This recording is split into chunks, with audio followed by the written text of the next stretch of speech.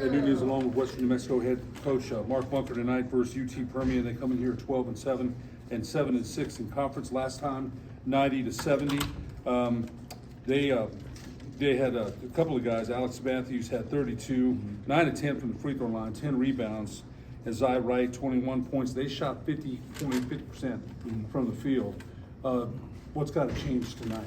You know, we watched film on them obviously immediately after that game, and then obviously in preparation for this game. What we saw was a lot of just toughness effort plays that we didn't get. You know, even on that 50% shooting, it felt like they grabbed even every single offensive rebound after that.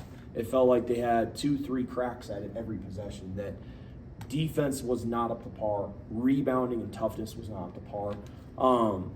You know, we had some illnesses, we had a couple injuries in that game, but I don't like making those excuses. Every team in the country is going through injuries. Every team in the country is going through a flu bug or something like that. So I think we have to be ready to play a physical matchup with this team to be able to, you know, compete with them and eventually beat them.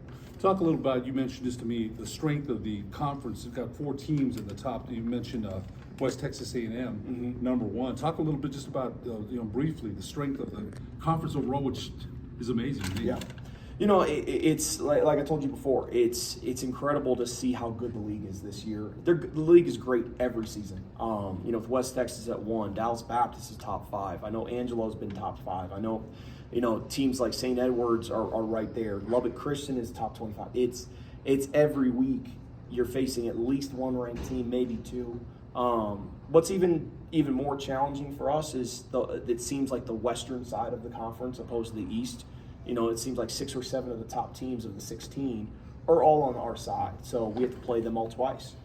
Not upset with it. You know, it's one of those things that I think I told you earlier in the year that we don't want to duck anybody. We don't want to make a soft schedule. That if our plan is to win here, we have to be able to beat those kinds of teams. And we're not there yet, you know, and that's understandable, but I like the future that we're building right now. And it still is very much a future in progress. It's a whole new program with new players, new coach, new system. Things have got to come together. Sure. And where you're at now, you're pretty comfortable with where things are, or you know they can't get better. Yeah. Where's your mid-season assessment? You know, right now, super frustrated with the start term.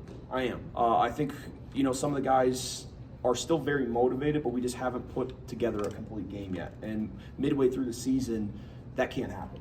So we have to be better top to bottom, from myself down. You know, it definitely buck stops with me. So I think that part of it is being a little bit better at the little things, being a little bit better at the controllable things. Obviously, shots sometimes don't fall, but you can control how hard you play on defense, how hard you crash the glass, things like that. So we're really working on those kinds of things. Long term, we have 7, 8, 9 guys that I really, really, really like, you know, that have been doing a great job, that are young, that we'll have back next year, you know, and adding a couple pieces to that group.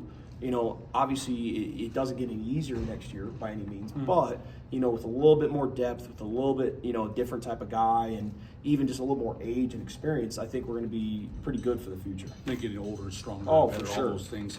Good luck tonight, Coach. Hey, thanks. You bet. Definitely.